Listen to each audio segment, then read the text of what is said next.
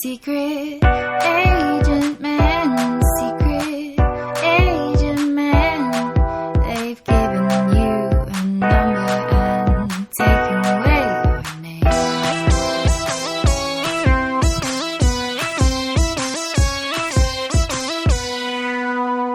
Welcome back to EnterTheRealWorld.com. This is Secret Agent Men. It is a spy podcast looking at Bond, Bourne and Mission Impossible. My name is Matt Waters. I'm joined as always by Ben Phillips. Ben, how are you? Are you ready for what I hope won't be our longest podcast ever, but might be quite long? For the real world record, we only have to record for 2 hours and 33 minutes and 18 seconds. Shout out to From Broadcast Depth there. Easily our longest podcast in total runtime. 2.5 hours. Multiple 2-hour episodes, I believe, for several that encroach on it. But, yeah, Lost is a very layered show. I could talk about Lost for 3 hours, to be fair. Let's not.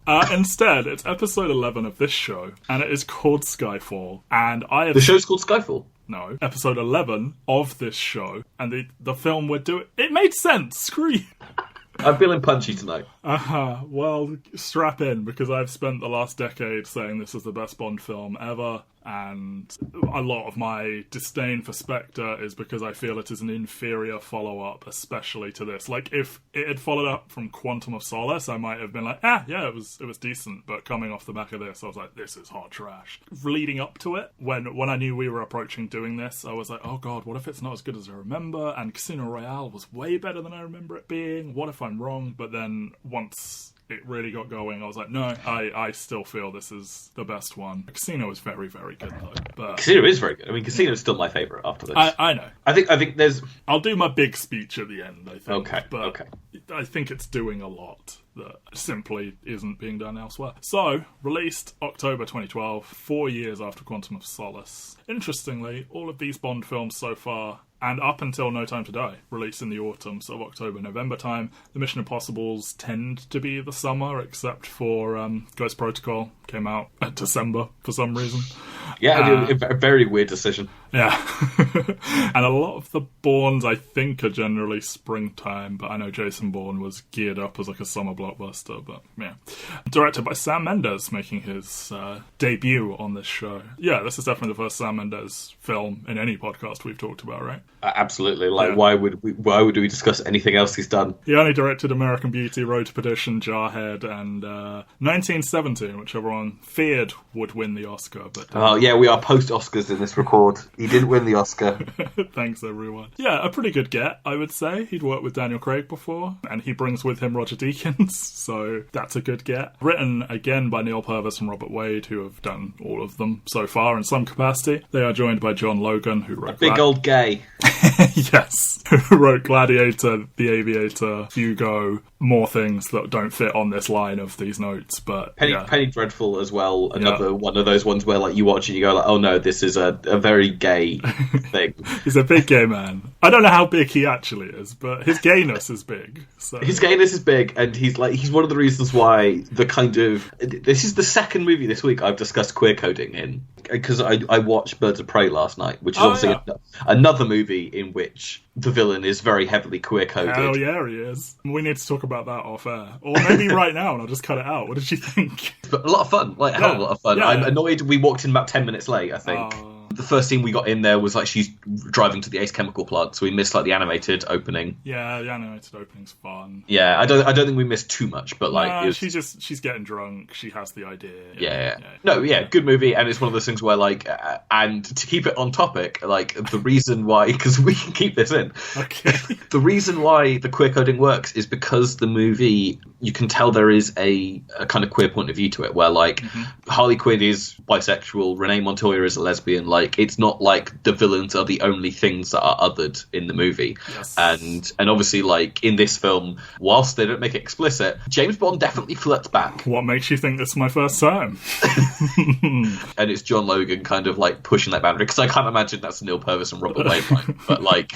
It's great, though. No, it's really good, and I think this movie hits another level when Javier Bardem shows up, and it's just this kind of like big. It's a different kind of horny energy to Casino Royale, but but again, it's like I feel like these movies are at their best when it's like horny energy, which is kind of a little bit homoerotic as opposed to the rapey woman stuff that James Bond is so famous for. Yes, and does in this movie too. 2 hours 21 minutes, making it 1 minute shorter than Casino Royale, and the second longest for now, because there's a real long one about to come out. They actually cut 10 minutes about 2 weeks before release because it was too long, so it would have been the longest until No Time to Die. Budget, somewhere between $150 and $200 million. I love when a budget isn't confirmed. I assume it's because of some weird tax break type stuff, but 30 million less than Quantum if it's at the upper end, and 50 million more than Casino. And it grossed $1.11 billion. The first and only movie. Well, we'll see how No Time to Die does, but we won't have the information when we cover it. But the only movie on this podcast that we're doing right now that grossed $1 billion.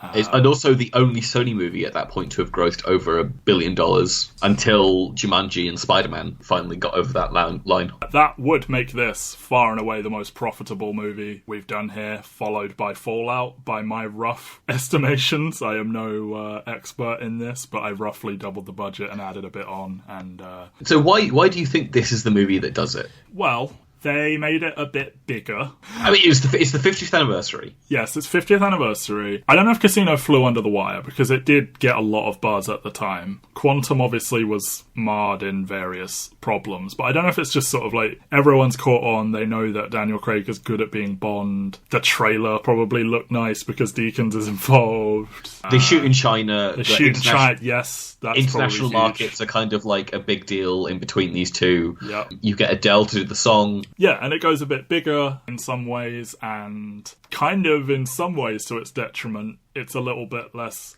Well, it's not concerned with the overall plot.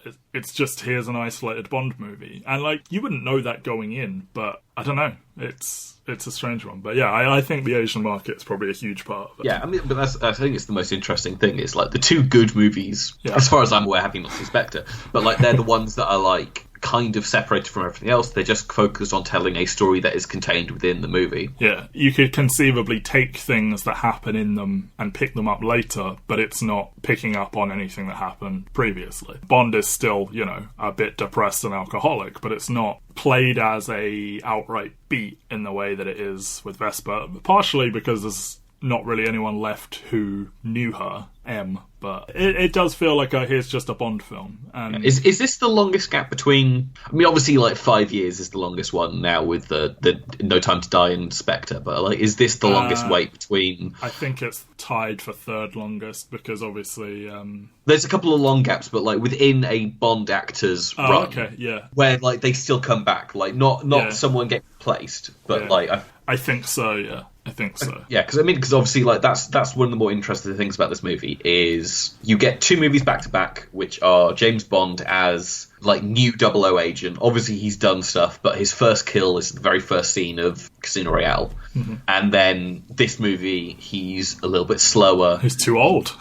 Yeah, that's the thing. He's too old, and obviously, like, there's a very short half-life, but they've made a very concerted choice to. This isn't just a James Bond as spy story. This is a James Bond nearing the end of his tenure story. I think it's effective, though, for the story they're telling. But my biggest thing with this is I left this movie being like, that's it. That's the last Bond movie. They don't ever need to make one again. Because it feels very like... And this is him at the end of his career, but then also, like, that ending is very, like, and then all the movies from before happened. But yeah, it is very, like, his last day on the job type story. But then he goes on to do 2 more, at least. So, they, of course, greenlit a sequel to Quantum of Solace, but MGM went bankrupt in 2010, which delayed production. They got out of it. Peter Morgan was initially the writer, and he claims the final film is based on his ideas, but Sam Mendes is like, nah, that's not true. Jez Butterworth did some uncredited scripting. He went on to get an official script credit on Spectre, I believe. The initial plan was to continue the Quantum plot, but then they didn't.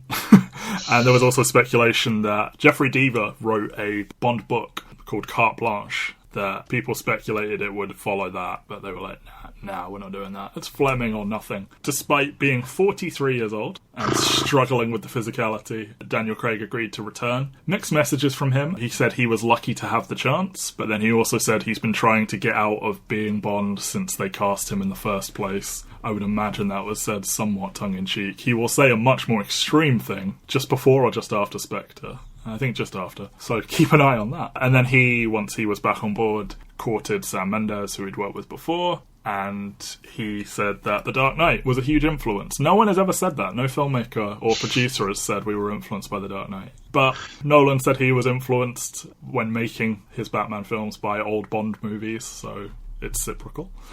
Mendes lobbied hard to get Bardem cast as Silver, thought he was one of the few actors who could pull off what he had in mind for him. Bardem got the script translated into Spanish so that he could learn it inside and out, because he speaks English, but obviously it will connect with it more if it's in Spanish. So he read it all through in Spanish, learned it, and then he brainstormed the look with Mendes, and there was a lot of speculation that his look is based on Julian Assange. Judi Dench has more screen time in this movie as M than Desmond Llewellyn managed in 17 Q performances combined, which makes M the second most recurring character in terms of screen time in the Bond franchise, which is pretty fun. I believe Ben Whishaw managed more screen time as Q in this movie than John Cleese. John Cleese managed in his 2 ill-fated appearances. And fun fact, this is the second time ever Bond has been shot, which is, I did not believe that. I was like, oh, surely he gets shot all the time. But no. First time since Thunderball. And also the second time he has ever cried. The other one being when his wife died at the end of On Her Majesty's Secret Service. The second one more believable than the first, but bad shots are Bond villains. So, our agent is James Bond, again, played by Daniel Craig. As I said, I think he's a little bit less, openly depressed, but still clearly carrying that darkness with him. And M talks about he's from the shadows, and they talk about his childhood trauma, and, we delve into his childhood the most extensively, I believe, we ever have in a Bond film, and they're showing the kind of mental and physical effects that his career has had on him. But then despite all of that, would you say he's, at his most sort of cheeky and banterish and flirty? I think he's got a little bit more energy in Casino Royale than some of this movie, because he's younger, I guess. Yeah, I think there's a bit more banter, and I think in terms of the franchise, I think he's got the most chemistry with Eva Green. Mm-hmm. It's like Eva Green, he's got great chemistry with. He's obviously got great chemistry with Judi Dench. Javier Bardem and Mads Mikkelsen, he's got great chemistry with. Yes. Both former professional rugby players, him and Bardem, so they talk about rugby a lot. Yeah, well, semi-professional. And then kind of the new recurring cast that gets introduced in this movie, are all very good, and obviously, I know it's a weird one where I do think he is back to being cheeky after being so despondent in the last one, but it lacks the scene on the train that Casino Royale. Yes, true. So our mission: a ghost from M's past begins to target her, orchestrating a grand conspiracy to uncover the identities of various government agents, and puts her job and her life in danger. There you go, I paused for effect. Let's talk about this movie forever. Bond and a character called Eve, spoilers, it's Moneypenny, fail in their pursuit of a mercenary who has stolen not the knock list, but basically the knock list from Mission Impossible. It's the same list, actually. Moneypenny inadvertently shoots Bond after M insists that she takes a compromised shot. The opening shot is that long out of focused hallway shot. It's and it's got the stinger of the Bond theme. I feel they're using the Bond theme a lot more here than they did in the first 2 Craig ones. I think it was almost entirely absent. Thomas Newman's score to this movie is great. Yep, it got nominated for 4 different sound related Oscars. It's crazy. Yeah, I love that they managed to interpolate. I love the Bond scores that interpolate the theme into the movie. Yeah. And there's the scene where he's standing on the boat, gliding up to the casino, and that then Skyfall starts playing the orchestral version. It's this is good. Yeah. The fact that Billie Eilish and Hans Zimmer have worked together on the new Bond song says to me that that's also going to be in the score to the movie. You'll be pleased to know that my mission to not hear it until I see the film is so far successful. I have avoided it. Oh, that's good. Yeah, it's good. I like it. Good. I'm a fan. The score to this movie is great. There's a really good sense of sound. Yeah. This opening sequence it just kind of gets going straight away. It is very much like a cold open sort of thing.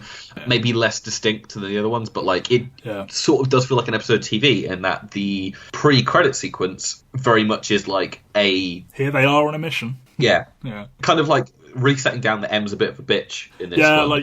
Bond wants to save the life of an agent called Ronson, and she's like, no, go get the list or whatever, and it's sort of an inversion of the first movie, but like where Bond was very like, no, I have to go do this, and disobeying her orders. But I don't know, she's always been quite ruthless, I guess, is the idea. But yeah, they leave that dude to die, and he's fully like, they'll be too bloody late when they're like, there's an evac team coming. Tanner is still here. Ben will now give us his 10-minute monologue about Tanner. What? Why would I do that? Oh, because he's punchy.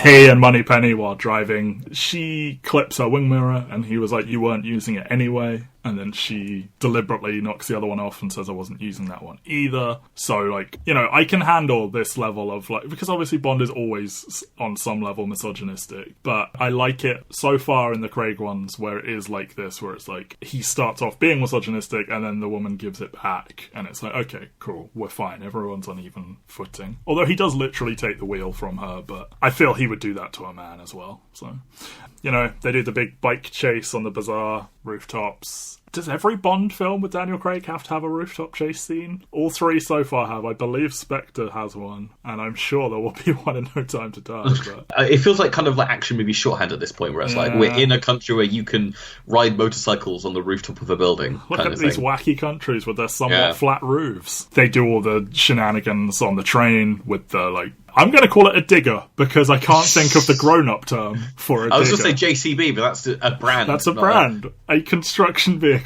Oh, right, so this is... Okay, I want to... A crane on treads. I don't know what to call it. It's a digger, Ben. This sequence, very cool, very fun. Yeah. But it's the start of where they're trying to kind of thread the needle of the tone of the movies that have come beforehand, where they're a little bit serious, a little bit more modern, with the kind of tone of the older Bond movies. And there are only a couple moments like this throughout the movie. And I was just kind of watching it, I was like, this is a little bit sillier than what I'm kind of expecting from a Bond movie. And obviously it looks great, and the bit where he like runs along the top of it and then jumps out and adjusts his tie is cool. Yes. But it does very much, it feels like not out of place, but like, because this is the 50th anniversary of Bond, this is the big anniversary movie, they're trying to kind of pick from lots of different eras of Bond.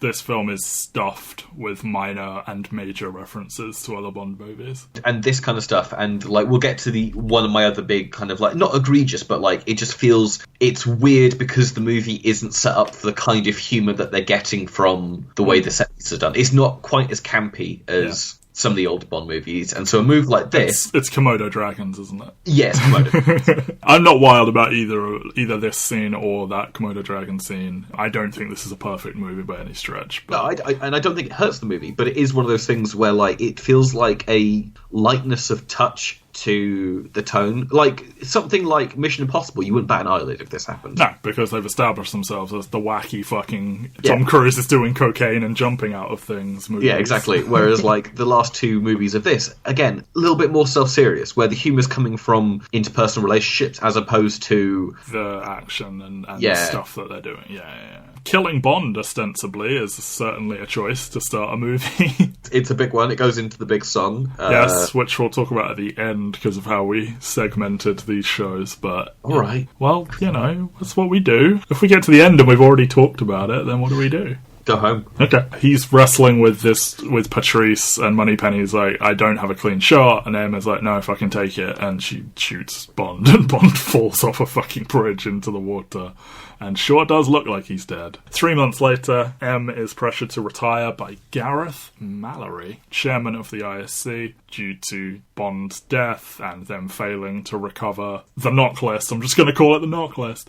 And then her day gets a lot worse, as the hard drive that was stolen is accessed remotely using her computer. She receives a threat to her phone, or something, or to a laptop, I don't know. And then MI6 is bombed. So not a great day for M. They do the little close-up of the bulldog, the horrible, ugly bulldog ornament on her desk at the beginning, as she is struggling to write Bond's obituary. Ray fucking Fiennes is here. He's so goddamn good. Is this Bond movie with the most Oscar nominees in it? I believe so. Like, 'cause Judi Dench, Javier Bardem, Ralph Fiennes, Naomi Harris, Albert Finney. This is a stacked cast. Yeah. Roger Deakins. Roger Deakins. Sam Mendes. Sam Mendes. I don't know. It feels more prestige-y just because of the people who are involved. I think 50th anniversary. Let's get everyone. Yeah, I mean, and it's no insult to like Martin Campbell or anything like that, but this feels like a level up in terms of the quality of acts that they're getting. And obviously, like, Naomi Harris doesn't get her Oscar nomination for a couple of years after this, but she's still great. Yeah, and so is Ralph Fiennes. Ralph Fiennes. He's just great throughout. He has really good back and forth with Judi Dench and Daniel Craig. I am hoping he gets to retain the role for a good long while. Depends how many more of these they make, doesn't it? Well, that's the thing, is like, obviously, it just depends, because obviously Judi Dench got to get, spoilers for the end of the movie, Ralph Fiennes is N. Yes. At the end of this movie. Mallory. Mallory Archer. Exactly. It's all connected. No, but at the end of this movie, he becomes the new M. He's in Spectre, he's in No Time to Die, but Judi Dench got to do it for 2 Bonds, essentially. Yes. And I would not be surprised if she makes a cameo in No Time to Die. She makes cameo in Spectre. I've heard this. Maybe she was too busy filming Cats, but it would be nice... It'd be nice to have, like, another actor kind of, like, progress over multiple ones, but it also feels like, is Ralph Fiennes going to want to be tied down to a contract that means he does 7 of these, especially after having just wrapped up doing Lord Voldemort for 10 years of his life? Yeah, but it's possible that this is like, we're going to call you in to do an office scene once every 3 years, and we'll give you $1 million, I don't know. An observation I had. Silver's message to M, the whole think on your sins or whatever. It's a rip-off of Jurassic Park. Sure. How? I don't know, just the okay. I meant more that Sherlock had become a thing, and this feels very Moriarty, and also they do that shot of him standing on the rooftop in London near the end that Sherlock does, and Elektra does in The Defenders, which I'm sure is where they got it from, even though it came out after. Yeah, I don't know. It felt very like that, like British cool mystery hacker shit going on. I don't know. Yeah, right down to them casting Andrew Scott in the next movie as well. Yeah. Surprised though, Bond is alive. He is fucking and drinking in Istanbul still, or near Istanbul. Looking pretty miserable about it, but then when he learns about what's happened back in London, he returns. And despite failing various mandatory tests, he is reinstated.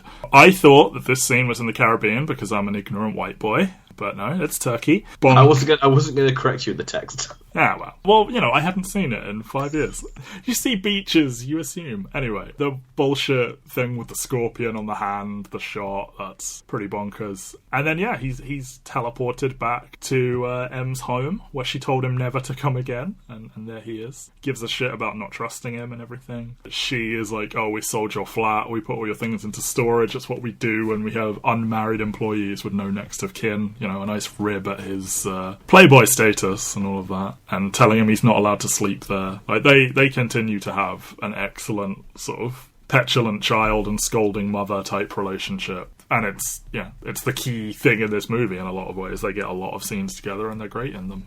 No, they are, and I think that's for 2 actors who don't share a lot of screen time together in the movies, because quite often M is the voice in the ear, but each movie has progressively kind of like had them interacting more together. They go out of their way to have M fly in Quantum of Solace to have another face-to-face scene with him before the end, and I don't know, this feels like they have more of a relationship than some of the other movies. Yeah. Well, we talked about how, like, she's, like, the only woman in his life he doesn't want to fuck, and she then takes on this surrogate mother role, almost, where, while she's told him off a lot and like, briefly fired him, almost, she, for the most part, has always defended him, even when she's receiving this enormous pressure to dump him, basically. That's the thing, is like she still likes him a lot. It feels like she's kind of his agent more than anyone else, and obviously we don't meet 001 through 006 or anything like that, so we don't know what... We met Alec Trevelyan back in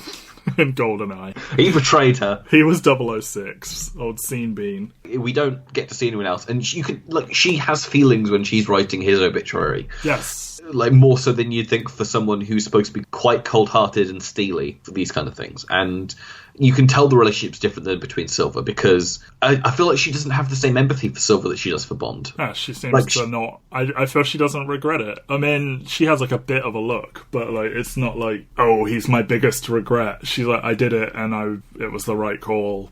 And he's certainly very hung up about it. We get the secret tunnels going in, you know, allegedly Churchill's bunker and all this shit. The new secret MI6 headquarters is a weird high-tech underground lab. He's struggling with the tests. We get a little montage of him doing them, and like I like the touch of Tanner's like, we can do this another day, and he's like, yes, could we? And then as soon as he's out of the room, he collapses and stuff, and he can't hit the target on the shooting range and stuff like that. We get this comment from Tanner about when M was running the Hong Kong office, which will come up again later, but I do like delving into her past of you know, the various assignments she's had over the years. I really like the word association. Day, wasted, gun, shot, agent, provocateur, woman, provocatrix, which is not a word. Heart, target, bird, sky, M, bitch, sunlight, swim, moonlight, dance, murder, employment, country, England, and then Skyfall. Done. Long pause and then done. It's a lot of fun. One thing I'm kind of disappointed in, and this is such a minor thing, but when they talk about M's time at the Hong Kong office, yes, she finishes working in the Hong Kong office in 1997. After GoldenEye came out. GoldenEye came out. And it's such a simple thing where it's just like, she finishes in 95 and that's what cues her up. Like, you have it be, she was in the Hong Kong office from 89 to 95. As much as we all want it, they have confirmed out loud it is a reboot. He is not the latest in a line of Bonds. No, I know, but it's one of those things I where know. It's such an easy date change to just have a date. Like, hey, for a maybe movie she that was is on secondment. I don't know. But for a movie that is so obviously indebted to being the 50th anniversary and throwing in, like, you get a new M, you get Moneypenny, you get Q, like, you have the Aston Martin. There's all these little hat tips and nods to the history of the franchise. The Wolf of PPK. And one of the easiest things in the world would have just been to have, she starts in the M office or in MI6 in London in 95, the same year that GoldenEye comes out, is such a quick and easy change. I know. His little comment, MI6 blew up and that bloody thing survived because she has the Bulldog again on her new desk. Mallory gives her shit about, you're sentimental about him, and asks him, why did you come back? And making little jabs about his age and his ability. And then you get Bond sort of being like, do you see a lot of field action? And it's like, I like their dynamic because it obviously starts out in a place of disdain where Bond assumes that Mallory is just a politician, doesn't have the right priorities and all that, and it will be revealed that he knows his military record inside and out, and they come to respect each other and everything. But I do like this sort of initial, like, because I don't think he's being overly a dick about it, but he's kind of playing that role of, like, somewhat of an antagonist, but I also think he's not being that unfair. No, that's the thing, is he's kind of like, I've been told to do this. Their request is completely fair. You have fucked up. You've let this vital piece of information go. I don't trust this guy being in the field after he's been, like, shot. Like, nothing that he does feels like the kind of, like, mustache twirling, like they're getting in the way of the plot. He's just kind of going like, is this wise? Is this what we should be doing? Yeah, it reminded me a bit of Lawrence Fishburne in Mission Impossible 3, where it's like, he is kind of dickish to them, but his words aren't unfair, and then you're expecting him to maybe be villainous. Well, maybe not as much of that here, but then he turns out in a much better place. Yeah, they don't tell Bond that he failed the tests, so I guess M just overrode that decision that was mandatory. They analyse shrapnel that he cuts out of himself, and he says for her eyes only, and they use it to identify the mercenary from the beginning as Patrice, and he is going to be in Shanghai, where Bond must head after meeting the new quartermaster, aka Q. Paddington is here. Paddington is here. Bond is very get your dad, son, and he's like, I could do more damage in my pajamas before my first cup of Earl Grey than you could do in a year in the field. And they have a fun back and forth. And again, I feel they start in a place of derision that ends up in a place of respect where, you know, he's like, where Q is like, he's the only one that could do this, and Bond starts to like have some fun with him back, and it's all good fun. It gives him the ID locked PPK because this film is Metal Gear Solid now, and he gets a little transmitter and he says, were you expecting an exploding pen? We don't really go in for that sort of thing anymore. So more nods. Reference? Yes, to the exploding pen from GoldenEye. Are you just going to entirely ask rhetorical questions in this show? Yeah, no, I don't know. I'm feeling really punchy today for some reason. That's fine, because we're off to Shanghai. Oh god, this scene is so gorgeous. I know. Every goddamn shot in Shanghai, especially the when they're in the skyscrapers. Yeah, it's all the lights flying around, and just the composition of like the assassination, and like from across another building. From across another building, and you can see into two different rooms, and they just set a guy in front of a picture, and then the moment the kind of like white thing is taken off, they just shoot him in the back of the head, and just everything about it looks so good. Roger Deakins is so good. He's quite good at his job, isn't he? He's quite good at his job. It's shocking he's only won 2 Oscars. Historically, the Coen brothers, director of photography, obviously we spoke about him on No Country for Old Men. That movie looks gorgeous. So many of his movies look completely gorgeous. The shot at the end when they are walking across the moors with only the fire, that is so like the nighttime scenes and No Country for Old Men. Yeah, no, it's just absolutely wonderful. I mean, he really should have won an Oscar for Over Brother Where Art Thou, because that movie did so much cool stuff, and but we're getting off track. Like this feels like that's most of what I wanted to talk about here is just how beautiful that is. This like quasi House of Mirrors effect going on with the lights and the glass, and and the fact that like the stuff that they're kind of shooting to make obvious is also part of the scene, where the way the light is shining off the windows, Patrice is paying attention to, and so Bond like stops himself from walking to like not disrupt the reflections, and he waits for those kind of moving signs to move out of the way before he moves in, and it's just this great piece of like lighting and set design and cinematography and staging, and and then the fight's great as well. And then this feels like this was like the centerpiece for the trailers, wasn't it? I believe so. Yeah, the little lift jump he does to get up there, Daniel Craig did himself. It's a pretty fun little moment. I like Severin looking at him. Because he's witnessed this assassination that he has no clue about. He accidentally kills the assassin. Well, he drops the assassin kills himself, whatever. And then there's just this woman looking at him from across.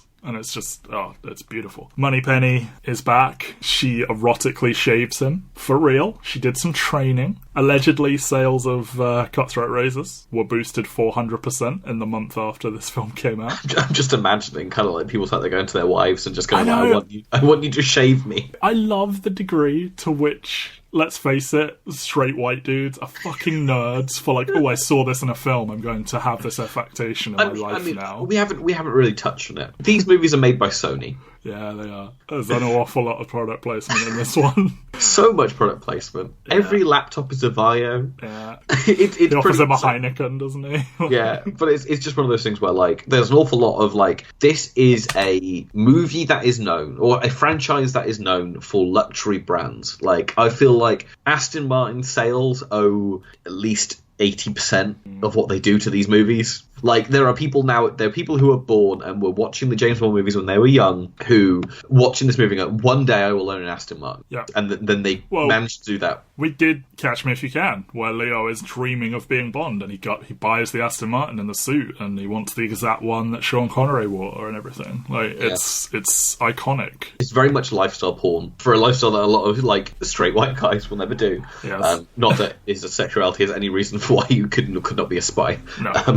But no, it's just one of those so singularly, almost like a fetish thing. And, like, you buy the Bond book and you make Bond's signature sandwich and Bond's signature drink, and it's 100% a thing. Like, to be Bond, the Bond fragrance, the Bond car, like, all of it. And then have your Moneypenny shave you, overlooking a gorgeous. Again, everything about this movie is so well shot because we've moved from Shanghai to Macau, and there's a lot of like the lanterns and the dragon type architecture and everything, this gorgeous casino with its little sand pit, which have unfortunate CGI Komodo dragons in them. But it's a wonderful looking building until that bit happened. I mentioned it when like the score interpolates Skyfall, and it's just the shot of him going through the lanterns, standing stock still on the boat, and it's just like, yeah, this is... I like the touch of... He and Moneypenny are talking to each other in earpieces, and he's like, "Don't touch your ear," which is a Casino Royale. Yeah, very good and stuff. like it's all one shot as they walk through. And... the audio mixing when like there's the effect on her when she's in the earpiece, and then when they physically move past each other, and it seamlessly goes into like actual voice dialogue and then back again. Oh, great stuff. Yeah, no, again, this whole sequence is really, really good up until they start to get into like the goofy action stuff. But I don't think Berenice Marlowe is. I don't think she's great. No, she has a presence enough, but like the bit where they're talking together and he orders the drink, and you just kind of cut to them, and the barmaid is kind of just shaking the martini thing, and he goes like, "Perfect." It's like, again, it's those kind of like little fun cheeky references. They don't need to do the whole bullshit like shaker not stirred line. You just have someone shake a cocktail shaker, and you understand that his drink order is evolving film by film. You know? Yeah, he's gradually getting to the vodka martini shaker not stirred. His line of "Did I overcomplicate the plot?" is that a dig at Quantum of Solace, or? I think you're reading too much into that. Okay. So he does the Sherlock thing, you know, you're not looking at the bodyguards for protection, they're watching you, as in, like, they're making sure you don't go anywhere, you're afraid of this person, and then the tattoo on the wrist, you were sex trafficked at 12, and this man saved you, and, you know, all these quite problematic narratives, and then Komodo Dragon stuff happens. They look bad. Sam Mendes said he would never work with a CGI character again. And he loses his magic palm print gun immediately. So yeah, and I kind of wish Q referenced this. Yes, same. Yeah, it looks bad, and yeah, it's just that thing where like they're going for the goofier tone of some of the Bond movies, but it's like I assume it is a nod to when Roger Moore ran off the back of the crocodiles, because he runs off the back of the Komodo dragon to jump back up. But it doesn't look good. There is a running theme in this podcast where when they introduce CGI, it generally doesn't look very good because it's not a high priority for them. No. And I feel they're working with people that don't use it that much. Or not for this kind of thing, maybe. And then they got on a boat. They do! She's sad he doesn't make it. And then thrilled. And then sex. In a shower that he just gets into, unannounced. And it's hot, but, like, it's rapey as shit.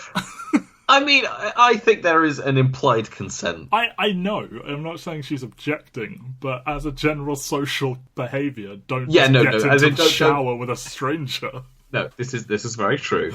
Obviously, he's making a lot of assumptions on how much he managed to woo this person. I feel like talking about her sex traffic past maybe would be something triggering for someone, and that maybe not a prelude to sexual activity. Allegedly, Marlowe said that Daniel Craig was incredibly shy about doing this scene, and he wanted to keep his underwear off, and she was like, no, I'll do whatever it takes to make sure you're comfortable. So they're naked here, and he was a gentleman about it. I assume Sam Mendes' ex, his wife, Rachel Weisz, was watching. I don't know. That must have been awkward, directing, your ex. I didn't actually realise that Rachel Weisz and Sam Mendes were ever together. I think so, briefly. I mean, she was engaged to Aronofsky, wasn't she? And she's and they have the child together. Oh, one kid, yeah. They get on a boat. They go to meet Raoul Silva on his private island, and Silva is great, quite frankly. This first sequence, and I think it's a shame, because it's an hour into the movie, an hour and change. 10. Yeah, and the shot, they've tied Bond to a chair, they've taken Severine away, and they do the long walk. The long walk, and he starts from the very distance, and he's talking the entire time. It's just this magnetic monologue. And you're like, oh yeah, Javier Bardem's a fucking great actor. He is, isn't he? And they resist the temptation to go in for a close-up until he's, like, literally walked to Bond. Like, they built this set to do a one-er, and they distanced it out to match the dialogue and everything. But yeah, it's not particularly... It's not a flashy one-er, but it's one of those one-ers where, like, because it doesn't draw attention to itself, and there is a movie that Sam Mendes and Roger Deakins did after this that very much draws attention to the way it does his one shots. But this, to me, it's not technically impressive because, again, it's just you reset and go back to the beginning. But there's just something magnetic about it where, like, you just don't take your eyes off of it. It's a singular, like, the shot is in service of the performance and they just kind of perfectly work together, and the speech he's giving is so good. And this is the best Bond villain entrance that we've had in this miniseries. Like, because Mads Mikkelsen's great. Oh yeah, but like his entrance is just he shows up with like that's like his innate madness, you know. Like I don't think the character is as well written as he acts it, whereas I think this is both well written and well acted. And I feel a bit hypocritical for saying that it takes too long for Le Chiffre to turn up, and then Javier Bardem takes an hour and 10 minutes. And Le Chiffre had been in it. It's just they hadn't talked about him. And I think that is the minor saving grace, is this character, before you know who it is, has a presence in the threats to M and Severin talking about him. And it's when they're approaching, it's like, it's not too late, you could turn back. Like, they are trying to build this, like, mystery man before you see him. But yeah, it probably is too long until you get to him. But I don't know how else you would bring him in earlier. I just kind of wish. I don't know. I think it just shave some time. I think what I'm missing more than anything is like I wish we had some context for his relationship with M. They give lots of it, don't they? No. They give context, but I just mean I wish in a franchise which obviously playing off your previous knowledge of it, I kind of wish he was doing something. Like I wish he was Trevelyan. Like I wish there would. Obviously that's dumb, but like it's just something about it where it feels like, oh, this is another reference to someone. Yeah, like from the past of the franchise. Pick up on some one-line comment at some point about something that went badly for her in the past, or instead because the movie's kind of like whole sheet have to make it, and it's not like it doesn't work, because it does work ultimately, and M, Silver and Bond's kind of like weird triptych relationship is really interesting. It's just there's just something about it where it feels like this is the 50th anniversary, and I kind of wish there was some kind of obscure meta thing about it. In the way that people are speculating that Rami Malek might be Dr. No. Yeah. He has his little story about turning rats into cannibals and how he and Bond are the last two rats or whatever. And then Bond guessing that he was M's agent when she was in Hong Kong. He says how he was there from 86 to 97. So he would have been quite young if we take the actor's actual ages, and he is 1 year younger than Daniel Craig. He would have been 17, but I doubt it. We have this, I don't know how else to say it, queer baiting scene. Now, I read it as it's like Bond is a hyper-masculine character, and you can tell based on some people's fucking absolutely insane responses to the rumours coming out about this movie, and like, oh, he might be gay and stuff, and like people like, no, I will boycott the film. I just read it as like Silva is comfortable in who he is, and he's trying to just like use it to make Bond uncomfortable, and then Bond rises to it and he kind of drops it. But I don't know, maybe there is just an element of they are just flirting with each other. Yeah, it's so touchy-feely. And honestly, like, what's more manly than two men in bed together? I know, right? Like it's literally men times two. Like, it's so intrinsically manly. Two dicks are more masculine than one dick. That's just maths. Just maths. The kind of way he touches and feels, and it probably is kind of like, oh, this is more of a locker boy kind of thing. Mm-hmm. Like, I guess in a similar way to kind of like how Shaun of the Dead, like when Shaun and Ed kind of do that like almost gay flirting. They call each other babe and all of that. Yeah, exactly. It's that kind of thing where like I don't want to say it's like people who are comfortable with their sexuality, but it does feel like two rugby guys. Yeah. Kind of like... Sorry, but a friend of a friend used to know a lot of the rugby boys, and she said that they had all fucked each other, basically. And I was like, yeah, that probably tracks, to be honest. It does. It feels like that kind of thing where it's just like, yeah, no. There is obviously a problem with villains in history, like throughout film history, where like he's blonde, he dresses somewhat flamboyantly, he's a little bit effeminate, and then there is this queer coding going on, and it's like, you know, othering gay people and othering people who have a more queer sort of sensibility. But I don't think it is quite played that way. I don't think it's like his gimmick. I think it's just I think the character has so much going on that he isn't defined by that. No, and I mean, but it is such a prevalent thing. Like, you have things like the one I always go to for whatever is like Ursula in Little Mermaid, who is so obviously queer coded, and Rattigan in Great Mouse Detective, and all the Disney films. Oh, lots of Disney films do it. I mean, Jareth in Labyrinth is another one. Yeah. It's an awful lot of it, and it's kind of going like, I don't know if it's just a prevalence of kind of like queer writers writing these characters, because an awful lot of them are also voiced and based on very obviously queer-coded people, but maybe the creative team isn't gay or isn't openly gay, or people at the top aren't openly gay. But in this movie, you have a gay writer who's obviously made the choice to do this. Yeah. Because even though like Neil Purvis and Robert Wade get the first credit lock on this, I feel like an awful lot of what ultimately makes it into the movie is John Logan. Oh yeah. And Neil Purvis and Robert Wade probably have like some kind of contractual thing where they just do the first script for all these movies, because they're still on it 2 movies after this. Yeah, I feel they're just like the in-house Bond team, and then they get outside people to actually plot the films, and they're just sort of, I don't know, there for continuity. I don't feel like this is one of those cases where like the movie isn't in step with kind of what they're doing here. Yeah. And it doesn't bother Bond either. No, because they're queering Bond at the same time, is what I think I like about it. Yeah, because he says first time for everything as he like rubs his hands up his thighs, and he says, what makes you think it's my first time? Like, I think he gives as good as he gets, and like, maybe that's true, maybe it's not, but I feel he's not made uncomfortable by queerness, so like, either way, go Bond. You have become as woke as you will ever be, probably. He unties him, he lets him sort of walk around freely, he puts on his sunglasses, they're just having a nice stroll together, listening to music on this abandoned island. I would say Silva has this kind of, because he's not trying to be physically menacing, that makes him physically menacing in some way. Like, he has a kind of mystique about him, where he's just so calm and so, like, I am in control of it. And he makes these casual comments about, like, oh, you're not as good as an agent as me, but, you know. Okay, he has such this omnipresent sexual energy to like how he just moves, and it's such an intriguing performance from Bardem. Because I feel that's just Bardem, isn't it? Like the man, man is sex incarnate. Like. Yeah, like again, but it's just that like the whole bit where they walk outside and they find Severine kind of like handcuffed and tied up, and then he goes over and pours the whiskey on top of her head, or is it bourbon, whatever, and they put the glass on top of her head. And they have to have a marksmanship contest, and because he's read him his results, where he's like, oh, she told you that you passed, you didn't, and she told you this, she didn't, and it didn't happen. And I like how Bond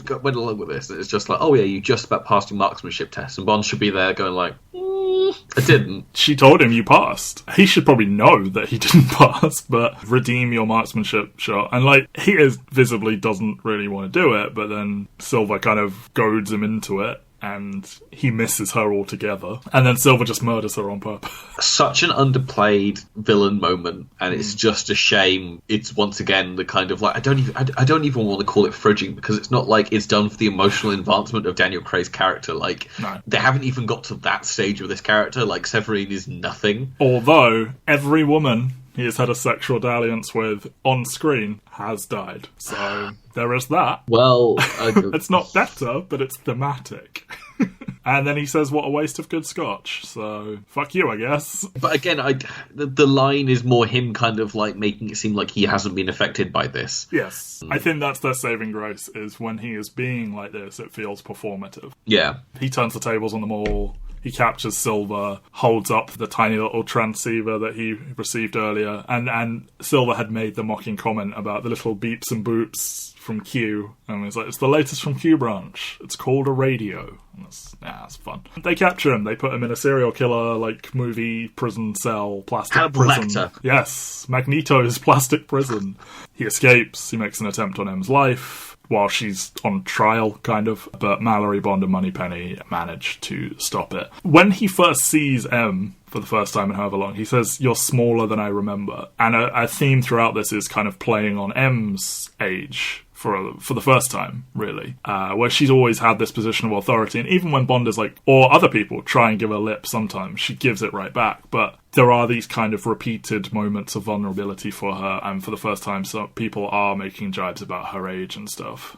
and it being revealed that everything he said was true and that she sold him out to the Chinese government and he was tortured for months and he tried to kill himself with a cyanide capsule, but he survived, and his fucking face and teeth are fucked. A creepy effect. It's classic Bond villain stuff. Yeah, like again, like the Bond villain with a physical deformity is just how it goes at the moment. I mean, like I can't even remember. Matthew Almerich's character didn't have a physical Dominic deformity. Green, fuck you very much. Okay.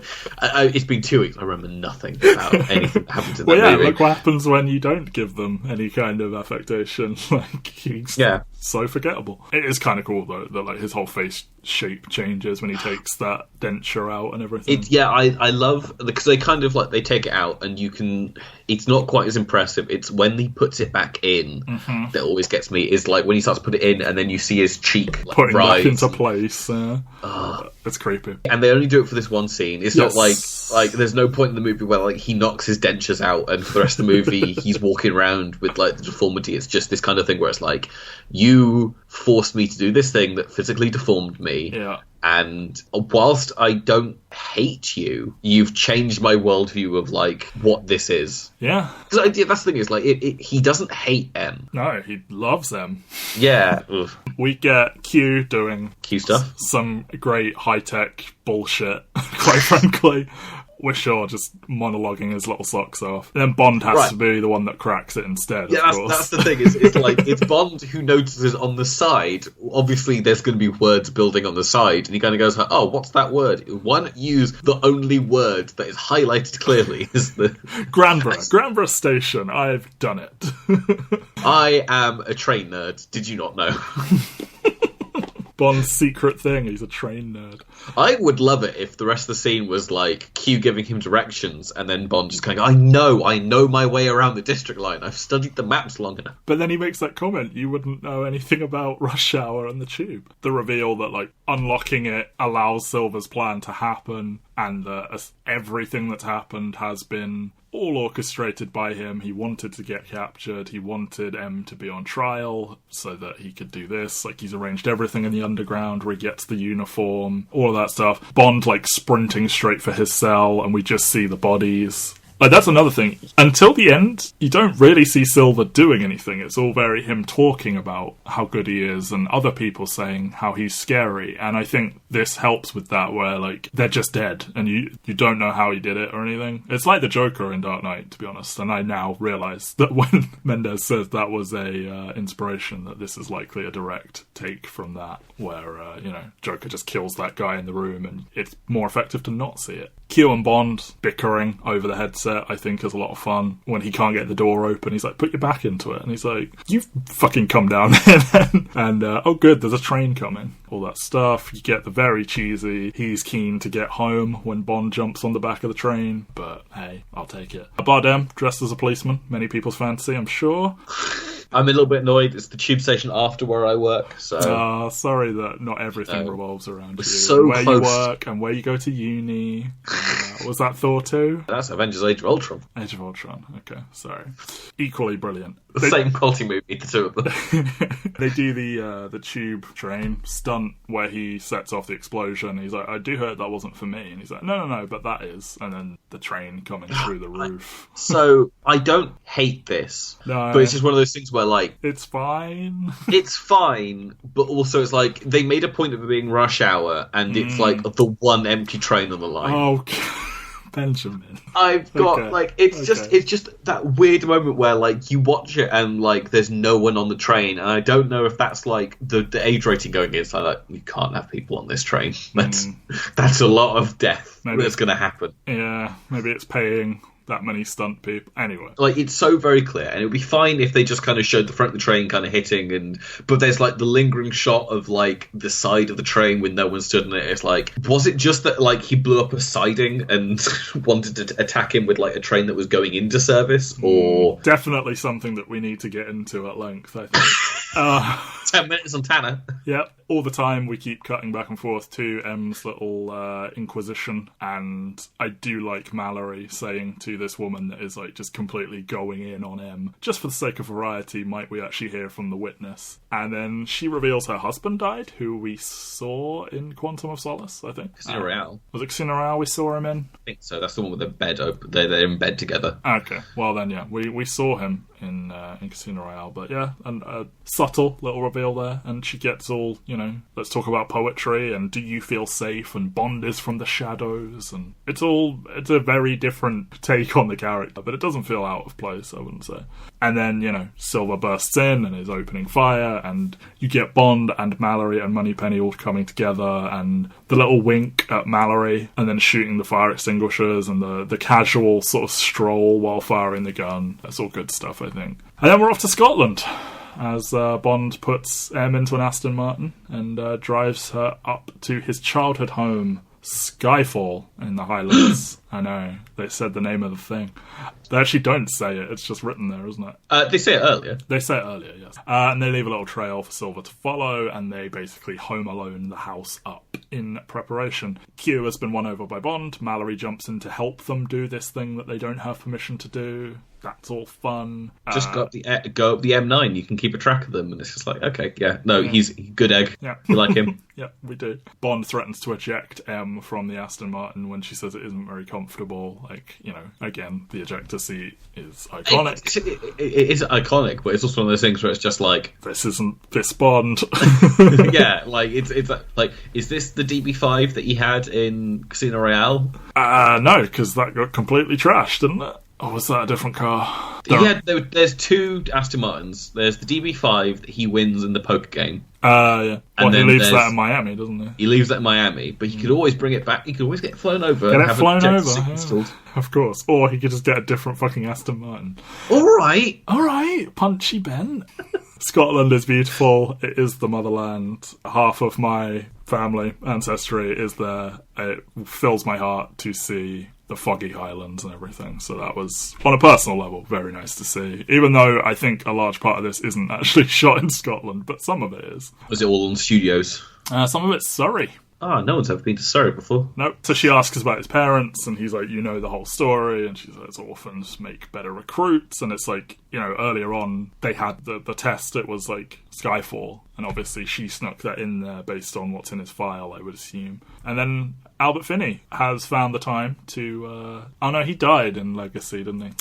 Yeah, he's switched over from the Bourne franchise to come and be a nice man, and he confirms that James Bond is his real name. Boo, quite frankly. I really like the idea that James Bond is a code name and all of the Bonds have been different people, but... It's a fun one, but why they've done it. Up and, yeah.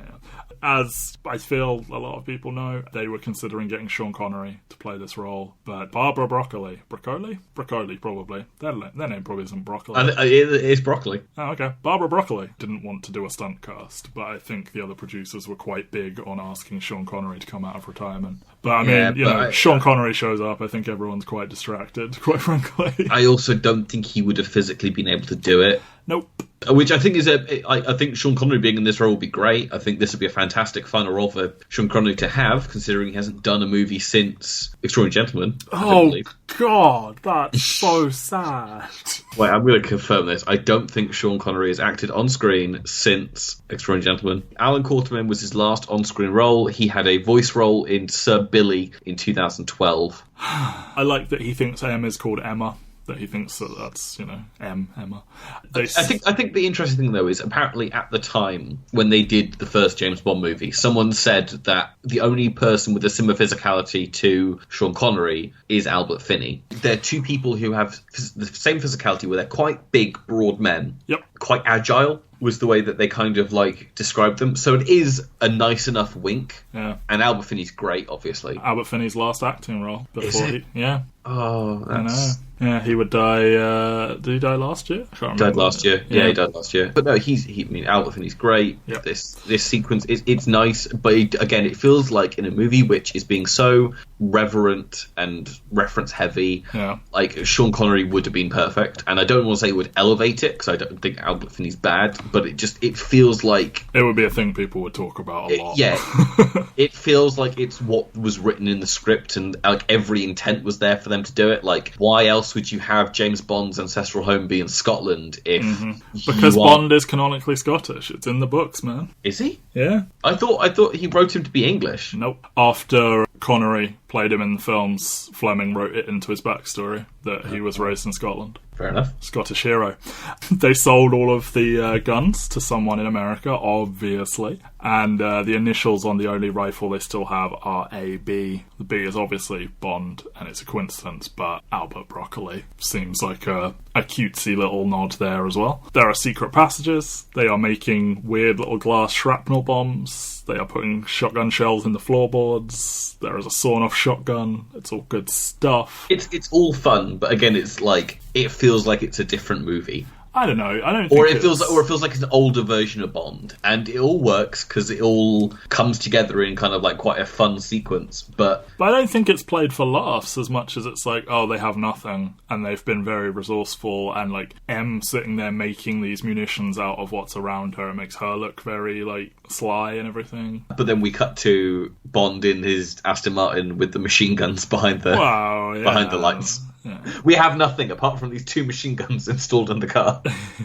M drops the first and only F-bomb in Bond. She says, I fucked up, didn't I? And he says, no, you just did your job. And he hates the obituary she wrote. And then she's like, I did call you like a shining example of British something or other. And he goes, yeah, that bit was good. I like that. But yeah, I think in one of the Timothy Dalton ones, he clearly says fuck, but like you can't hear it because of an engine or something. Their defences hold at first, but then Silver rocks up in a fucking helicopter with like explosives, and Bond blows the house up to take them all out. After a trek over Frozen Lake, he finally kills Silver, but M succumbs to a fatal wound from a random henchman, of all things. As you said, Bond is waiting in the car after they've all passed by. I think that's kind of cute, but I get that it is a little bit sillier than we're accustomed, but I'm fine. Albert Finney saying welcome to Scotland after he shoots that guy. Also fun. And Silver just chucking plentiful grenades through the windows, I think, is a nice beat, to be honest. And I like that them destroying the Aston Martin is...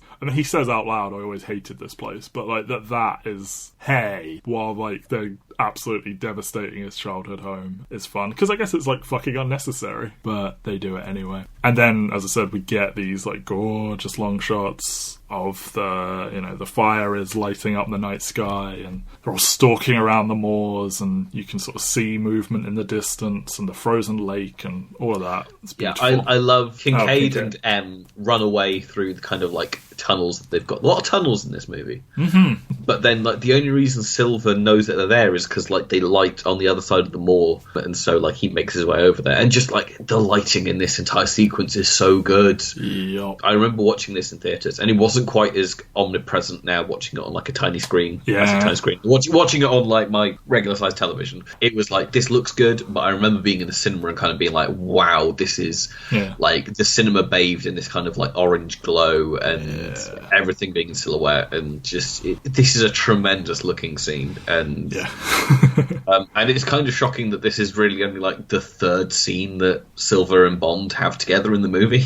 Yeah, that's true. He is devastated that M has already been hurt. It's quite unnerving. Like, she's looking at him like, what the fuck is wrong with you? As he's like, oh my god, what did they do to you? And then the darkness of like giving her the gun and putting it up against her head and being like, kill us both with one bullet and everything. I don't know what she would have done in that moment. Like, maybe she would have seen killing him as like I won, but it's what he wants, so who knows? But Bond shows up to throw a knife at his back just in time anyway. But he is very menacing in that church scene. Like, throughout, he has that undercurrent of menace because he's not like trying to be showy about his violence. Yeah, he's great. It's a great villain performance, but we'll talk about that again in a minute. M dies in Bond's arms. It's very sad. She asks, I suppose it's too late to make a run for it, and he's like, I'm game if you are. And her dying words are, I didn't get one thing right. yikes that he didn't quickly slip something in there before, as it were, before she dies. But yeah, very, very sad. And I think you said on a previous episode that, like, she maybe should have gotten a look at an Oscar nomination for this. Yeah, like, oh God, who was up in 2012 for the Oscars? Anne Hathaway, Amy Adams, Sally Field, Helen Hunt, Jackie Weaver. Yeah, Judi Dench probably should have been in there for one of them. Les Mis, Master, Lincoln, The Sessions, and Silver Linings Playbook. Like,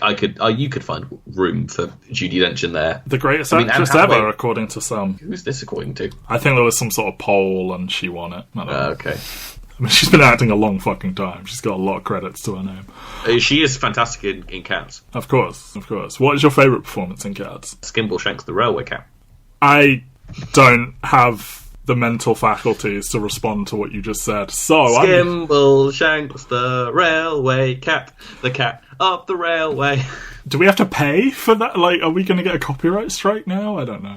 That was nowhere near good enough to get a copyright strike. Gotcha. And as we know, the way to get around copyright strikes is to do covers. So, thanks, Sass. Mallory hands Bond his next assignment. James playfully calls him M. That is the end of the movie. So Bond's on the rooftops. It's the Sherlock shot. Moneypenny retires to desk duty. I'll talk about that in a second. But he gets the bulldog. She left it in her will to him, and it's revealed, if you look carefully, that her name is Olivia Mansfield. So there you go. Moneypenny reveals her name as Eve Moneypenny, and she is now Mallory's secretary, I guess. And the office is a direct replica of how M's office looked way back in Dr. No. Thanks, M. And we get the POV gunshot and the 50th anniversary logo. And the thing I loved about this was it is 50 years of Bond. There are all these references. We've spent 3 films doing an origin story. And it feels like... And they humanized him. And they started at a point where he kind of doesn't really know what he's doing fully. And he's having to learn from his mistakes. And he goes through all of this. And I feel we end in this place where it's like, and then Dr. No happened. And I'm not saying they never needed to make a Bond film again, but I kind of feel Daniel Craig should have left it here. I'm sure, like, No Time to Die looks like it's going to be good, and Spectre's probably better than I remember it being, but I feel they had such an opportunity here that this had done so much, like, metatextual stuff with so many homages and linking back up and everything, and, like, what more can you do with this character now that you have fleshed out a fucking dinosaur, which seemed like an impossible task. I don't know, I just, on some level, felt, right, we took this franchise that in many ways should have remained in the past, and we actually did make something of it. Let's just stop here. But then it made $1 billion. It did make $1 billion. It makes $1 billion. They've hired all these new up-and-coming actors who are going to have availability to do this kind of thing. I understand all of that, but like, it's why I feel a lot of why I rebelled against Spectre is I feel they kind of fly in the face of what they achieved here in order to just make another Bond movie. It's also like, I like Daniel Craig when he does other things. Like, I like Daniel Craig in Tintin. I like him in Girl with the Dragon Tattoo. He's great in Logan Lucky. Knives Out is terrific, and he's obviously launched a franchise. Launched a franchise, but he does so little outside of Bond. Like, those are pretty much like his only 4 performances outside of James Bond this decade. What's that film where he's running in the woods? In a war movie, Defiance or something. Defiance is 2008. So that's the same. Right. That's same as Quantum of Solace. I guess he's in his late 40s now, isn't he? Yeah, he just doesn't do that many movies outside of these James Bond movies, and I feel like it's because they take so much time. And yes, he obviously could have retired after this one, but it's just like it feels like so many different things happened with this movie, where this reinvigorated the franchise after a soft Quantum of Solace. They knew they had someone special in Daniel Craig, so I think Daniel Craig is probably the best Bond. I think so. Certainly the best actor they've ever had play Bond. Yes, I think you get less argument if it was the best acting performance, like the best dramatic acting as Bond. But most of them probably would say in their own words they weren't trying that hard to act. But I also think he's also the best overall actor. Yeah, but it's one of those things where like Sean Connery is not doing it. Like Sean Connery goes into a movie and like you're playing a Russian. It's like, right, my heavy Scottish accent is going nowhere. It is that kind of thing where like he just doesn't give a fuck. Whereas Daniel Craig does give a degree of a fuck, even though he doesn't particularly care about the Bond movies. Ultimately, Sean Connery is a good actor. Like, no, I like Sean Connery as a presence, but he is not going for Oscar nominations, and he's not going to carry some of the scenes that Daniel Craig has to do with his big blue gorgeous eyes in. Well, yes. I just thought this was such a rare opportunity where like art meets life, and it would have meant something in a meta way, but Yeah. it kind But of then- all goes away when you just make another one. But yeah, the downside is they get the rights back to Spectre. Yes, they do, which we'll be back with in a couple of episodes' time. And there will be some revelations about one Raoul Silva, who was played by Javier Bardem. Villain Watch, I think, obviously, Mads is amazing. I think this is a step above. I think this is one of the best Bond villains ever, because it has that. For one thing, he is successful in what he does for the most part. Like, his plan, he outsmarts them, and then he does end up, well, he doesn't kill M, but M dies, and he gets his final confrontation with her and everything, and it's like him having that actual revenge-driven plot instead of I want to blow up the world with nuclear launch codes, or I want to become the richest man alive. Like, I think that gives it such a memorable edge, and he feels like a dangerous presence, and it is very much trading in that space of Joker and these other villains that became very in vogue from the time. I'm not saying that Benedict Cumberbatch as Khan is like great, but you know, obviously it's a big thing a lot of people are trying around this time, and I love Mads, but I think this is great. It's definitely top 3 villains that we've done so far. It's like Phillips Matt Hoffman, Javier Bardem, Mads Mikkelsen. I don't think there's any question. I don't think there's anyone else who comes close. Like, none of the Bourne villains are on that. Like, because there's such grey area. Are they villains, or are they just people doing a job, whatever it is? It's Carl Urban somehow, who barely talks, isn't it? Yeah. It's their best one. And, like, I mean, obviously Mission Impossible, the only one really we have to talk about is Philip Seymour Hoffman. And Bond are so far two for 3. I think I prefer Mads just because they spend more time together. Yeah. It's that kind of, like, antagonistic relationship, which isn't even, like, overly antagonistic.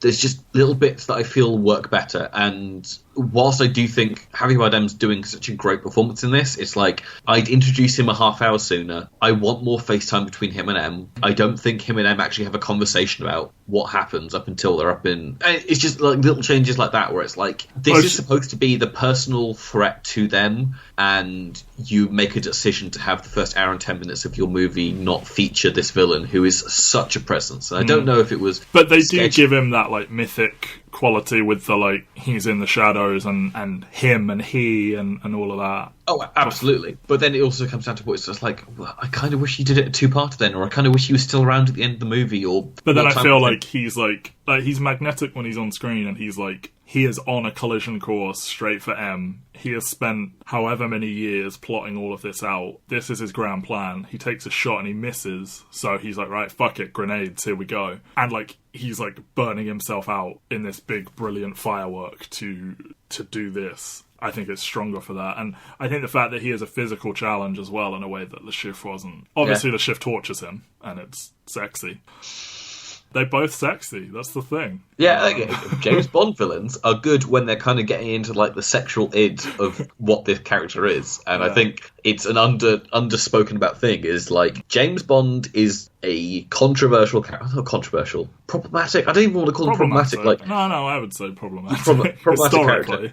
Yeah, and it feels like the movies that we are enjoying the most are ones that are kind of grappling with the kind of, like, id, superego kind of stuff that plays in the background of, like, writing this character, like the alcoholism, the weird sexual energy to, like, so much of what he does are, like, interesting themes to grapple with this character. Yeah. And it's the thread that we enjoyed the most in Quantum of Solace was Daniel Craig being this kind of, like, suicidal, depressive... broken man, yeah. Yeah. Whilst the rest of the movie's kind of, like, just meh around him. Patrice is barely in it, and that's kind of it for villains, but when you've got such a good one, that's fine. How's the theme? So, we can talk about it now. Adele is doing Skyfall. Best theme so far? So far, yeah. One of the best ever, probably. One of the best ever. I think my only issue with it is if you know Adele, she's a bit more bluesy than she is in this. I just kind of wish there was a bit more energy to the song. My only issue is I wish there was, like, she's great, she's a fantastic singer. Shocking opinion there. Fantastic singer. She wins the Oscar for this. First Bond song to win the Oscar. Yep. First Bond song to hit #1 at the UK. Yep. I was going to say box office, UK single charts. I think one of the only Oscar... I think it's like this and Lose Yourself by Eminem are, like, the only ones to top the charts in America that also won Oscars. Yeah. But it's just like, watching it again, I was kind of going, like, it's a bit slow. They went very stylistically away from what Bond songs normally are, with you all know Chris my Cornell. name. Yeah, Chris Cornell, and then Alicia Keys and Jack White. And I feel this was very much like we've talked about. It's the 50th anniversary. It's a very hearkening to the classic Shirley Bassey-esque Bond films, and like they got an artist who they kind of couldn't miss with, like Adele. Huge, like one of the biggest gets they've had for a Bond song, because they get a lot of people early in their career before they're huge. I guess they get Tina Turner late in her career, but like this is Adele at the height of her like success. I don't know when 21 was in relation before, probably, but 21. Yeah, 21's a year before this, I believe. Yeah, and she's the biggest name on the planet, and they get her in, and she does a classic Bond song after they've alienated people maybe a little bit with their attempt at modernising it. The last thing is because they tried to get Amy Winehouse. Yes, which would have been great. Fun fact, she can't replicate these vocals because she claims her voice was deeper than normal because of pregnancy. So wow. Yeah. It's a good song, and again, I feel like it also lends to the kind of like mystique around it, where like I feel like most of the conversations I had before this movie came out were about Adele doing the theme song, and like we need to hear this. And so again, big that they made physical CDs of a single, which, as you and I know, was a rarity. Like I remember saying when we worked in a retail establishment that like there is one song every single year that you should do this for. Yes. And it's shocking that they actually managed to, like, they realise that this is the song they should do it for. Uh-huh. And then you get stuff like Despacito, they're just like, no, we don't need to do a single for that. It's like, that would sell. Sure would. Disturbed's cover of The Sound of Silence probably would have done it. Yeah, that's another one. Think how many 80-year-olds we had to turn away from buying a Disturbed album. It's like, look, I know the company would quite like me to let you buy this, but I can't in all good conscience let you buy a black metal album. It's 10 songs. And it's in the middle of the album as well. It's not even like stuck at the end so they can just skip to it. It's right in the middle. Oh yeah, no, Skyfall, good song. Yeah, the opening titles are pretty cool. Like his body drifts down the water and then it like becomes part of the opening scene, and it's kind of doing that Mission Impossible thing where it's giving away elements of the plot because you see the graveyard. Fun. I think Bond films have done that before, but this is the most overt they've done it. Female agency. So, Eve Moneypenny, Naomi Harris. As I said, their back and forth is mostly good. Their flirtationship, I think, is pretty fun because they feel pretty even-footed for the most part. But then I don't like that he implies this isn't for everyone. I get why they're doing it, because they have to end up with her at that desk. And it's kind of cool that they're taking a character that didn't have a physical role and being like, hey, what if she's a badass field agent now? I kind of don't like that he says that and then he ends up being right, you know? I understand it. It's just, it irks me. Yeah, I mean, Naomi Harris is good. Yeah, I'm glad she